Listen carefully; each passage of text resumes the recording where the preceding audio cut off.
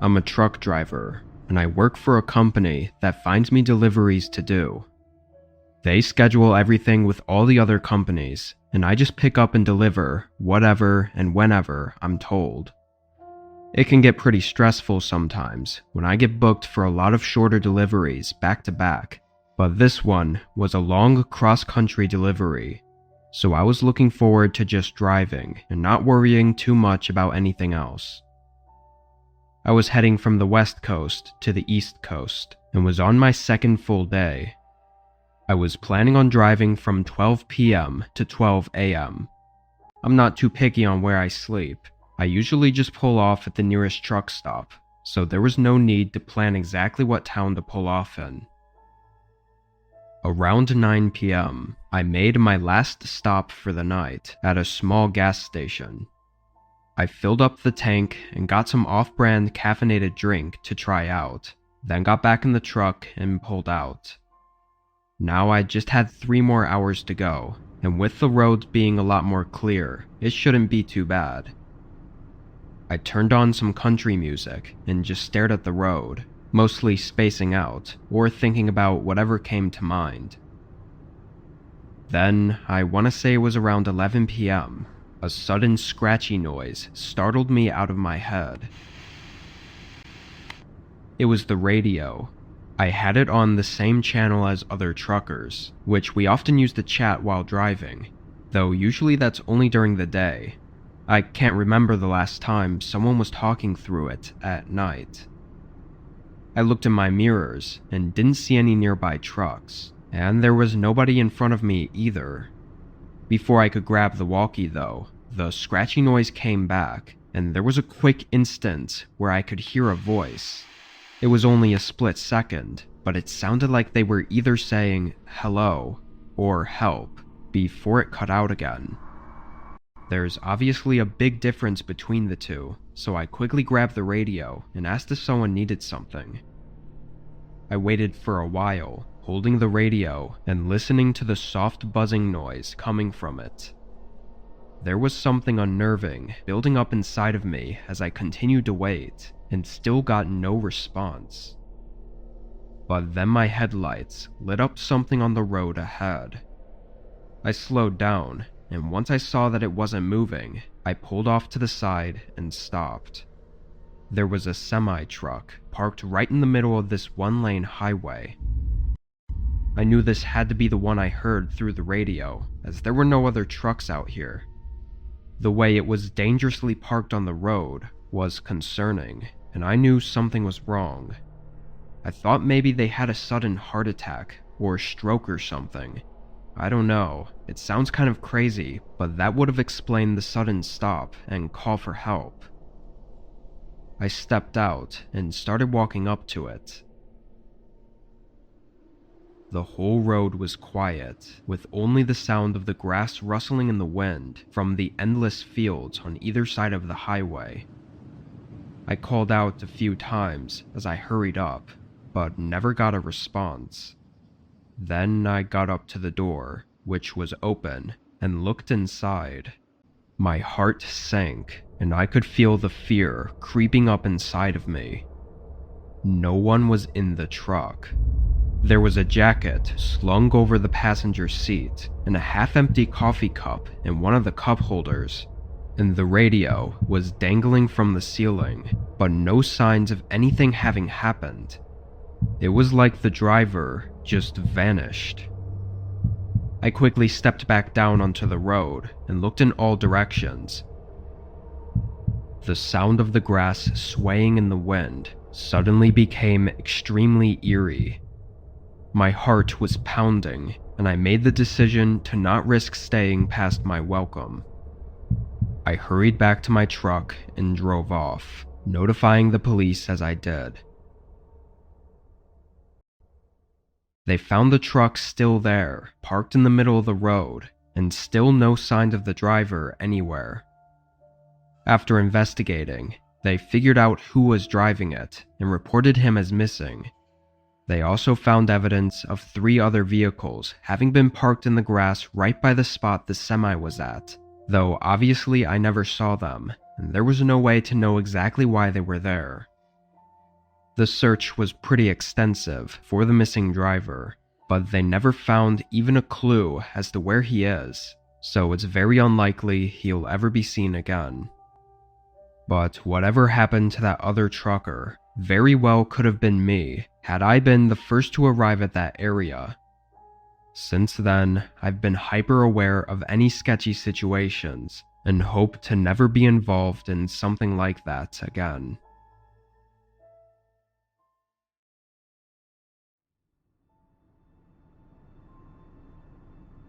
I was en route for an overnight delivery.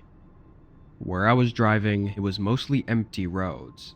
The only other people that were on the roads at this time of night were other delivery drivers. The night was going well though, nothing interesting for the first several hours. Around 2 a.m., I stopped at a truck station to fill up and use the restroom, as the next little bit was going to be a long stretch through dense forest roads with very few places to stop at, if any. As I was driving along, and just about an hour or so after my last stop, I randomly saw something ahead. I only had a few seconds to get a good look before passing by, but there was a person standing on the side of the road. Again, if I wasn't already clear, there was absolutely nothing but dense, unpopulated forest with no other roads or anything. So seeing a person standing out here without a car anywhere in sight was really strange. In the few seconds I looked at them though, they never waved at me, or yelled for help, or tried to get my attention in any way. I couldn't stop thinking about it as I drove for another mile before I suddenly saw another person. Standing on the side of the road, there was a woman this time. She was wearing ripped jeans and a red sweatshirt, and as I passed by, we made eye contact, and she just stared at me. No smile, no frown, just an empty face. It was extremely disturbing, enough to make me literally shiver. I looked in the mirror after passing them and could see their head follow my truck before they were covered up by the dark. When I looked back at the road though, my heart almost stopped and I slammed on the brakes. I could feel the whole weight of the semi pushing forward as I abruptly came to a stop. Right in the center of the road, there was a body. It was laying flat across the street, though I couldn't tell if they were alive or not. They weren't moving, but I also didn't see any signs of an accident. Like there was nothing else on the road, and the way that they were positioned, it didn't look like a car had hit them or anything like that. I felt like I needed to check if they were okay, but also I had this really bad feeling about whatever this was. I mean, seeing 3 people out here in just the span of a mile is a crazy coincidence. I looked around at the forest covering either side of me, and this sense I had only continued to grow. After being stopped for a whole minute, I put it back in drive and carefully drove around the body. My heart was still racing, and when I finally got around them and started back on the road, I checked my mirrors one last time. The body wasn't on the ground anymore. They were standing up and watching me drive away. My eyes were peeled for the rest of that drive, as I was genuinely terrified. I didn't see any more people along the road though. I think that it was a setup of some kind. They were probably trying to get me to stop and check on them, but clearly they weren't dead or injured, so what they would have done, I really don't know. Seeing those other people before though, there's no saying how many others could have been around, or even literally sitting in the forest right next to me, just waiting for me to get out of my truck. Even just rethinking about that night still creeps me out. I was driving from Omaha, Nebraska to Fargo, North Dakota. It's actually a regular route for me that I do a couple times a month. Personally, I love it. The whole drive is through flat farmland that's super easy to drive through, and there's barely any traffic to deal with. Doing the route so often, I always took the same stops. The halfway point that I'd always stop to sleep at was a truck stop that sat in between two really small towns in South Dakota. This truck stop was abnormally large, and since there were very few truckers taking this route, it was almost always empty. Maybe 2 or 3 other trucks, and that's it. Anyway, the first day of driving went well, and I'd arrived at this truck stop just after 1 a.m., but something was immediately wrong. The building that was there was completely boarded up, and all the gas pumps looked like they were ripped out of the ground, and all the lights that should have been lighting up the lot were off. It had been shut down and abandoned. I couldn't say I was surprised, but this really threw off my routine, and now I either had to drive for another hour or try sleeping at this dark, abandoned lot. Now, on any other day, I probably would have just said screw it and slept there, but for some reason this night, I didn't even consider it.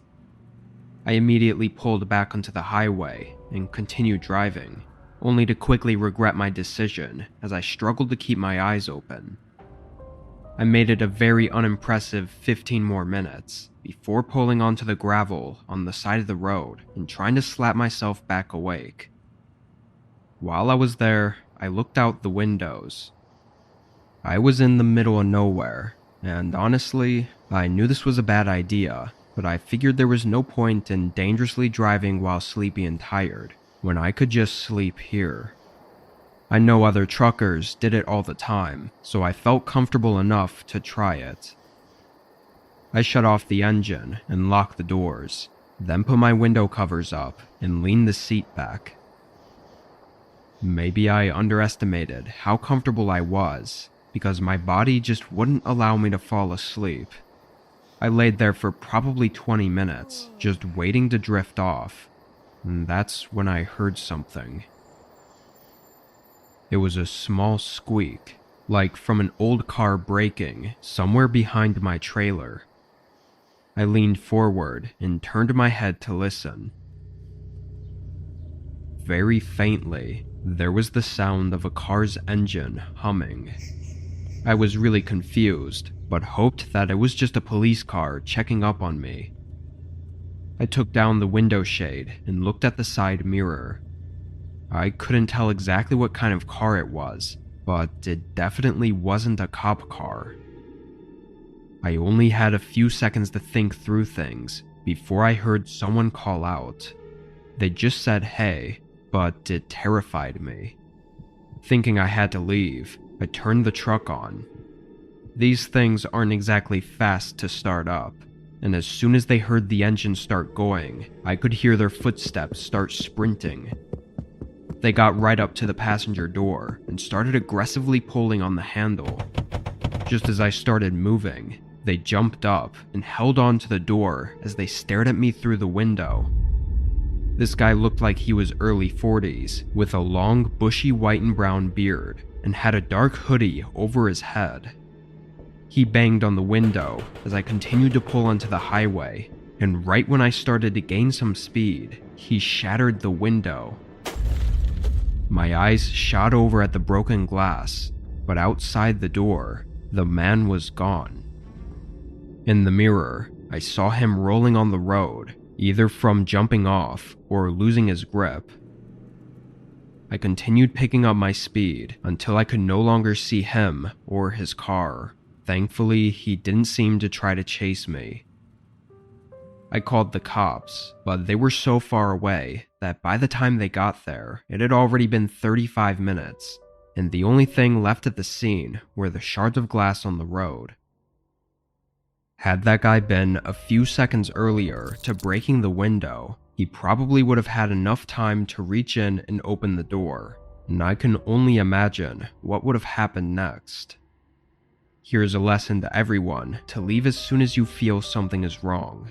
because every second could be the difference between getting away or never getting away.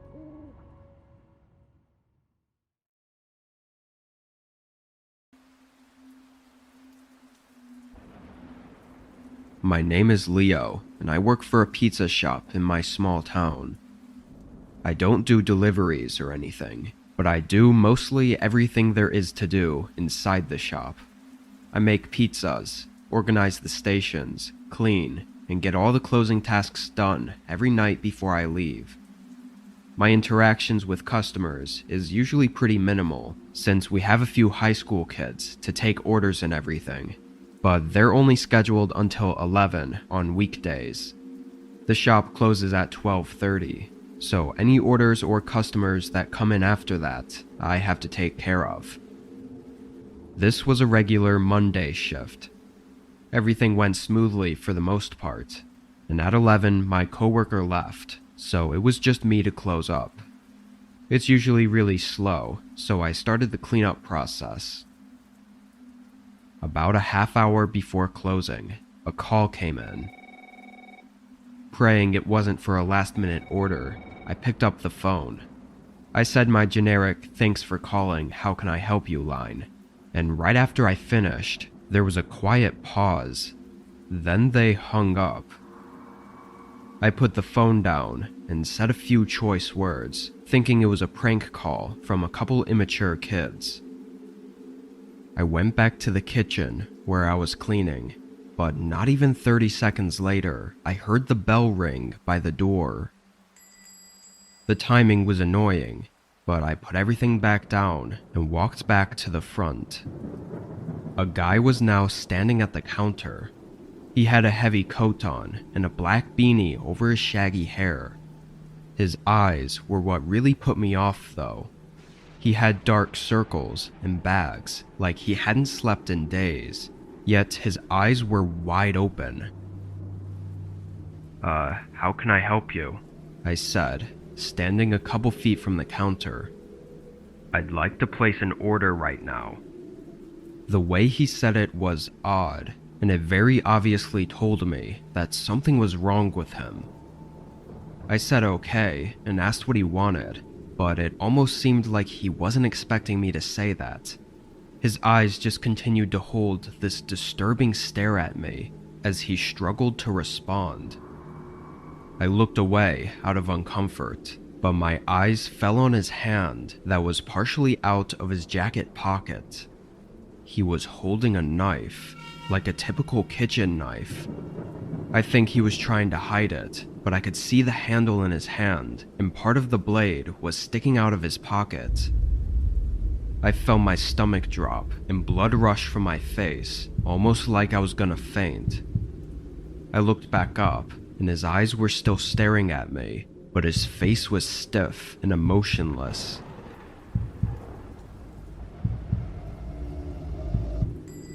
The sound of the door opening made both of us jump, and both of us looked over.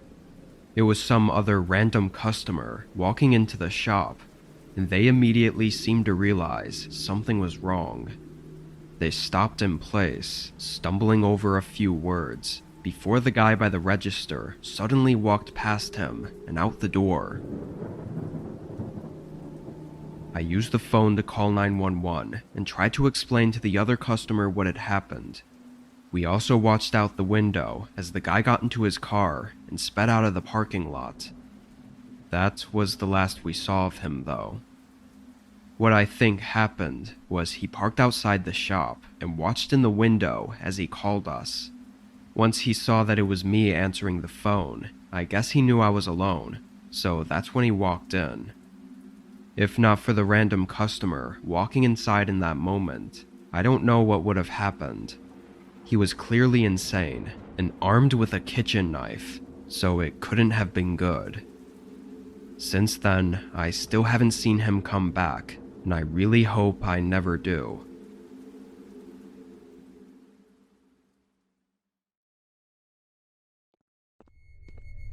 I've spent the past few months holed up in the house with all the doors locked. It's because anytime I go out, I end up passing a Wendy's. and I get anxious whenever I see one of those restaurants. It takes me back to the most horrifying night of my life. It all started on a normal lunch rush at Wendy's. I was working the register, taking orders from dozens of rude customers. They all blended together after a while. But there was one woman who stood out. She was an old lady with wrinkled, sagging skin. Her hair was bright red and tied into 2 pigtails, just like the Wendy's mascot. She even wore the striped blue dress that Wendy wore.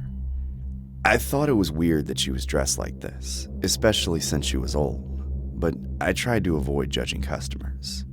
What can I get you? You're perfect. You're exactly what I need. I'm sorry? The Colonel. You're the Colonel. Excuse me? Colonel Sanders. You look just like him. Oh, the KFC mascot. I chuckled awkwardly. I was an older guy with white hair and a matching mustache, but I thought that was where the resemblance ended. Thanks. What can I get started for you? Without responding, the fake Wendy turned and ran out the door. She had a surprising pep in her step for an old lady. The whole interaction was weird, but I put it in the back of my mind since we were so busy. A few hours later, she stormed back into the restaurant. Only this time she had a white suit with her. It was a replica of Colonel Sanders' outfit. She stormed up to my register with bulging eyes.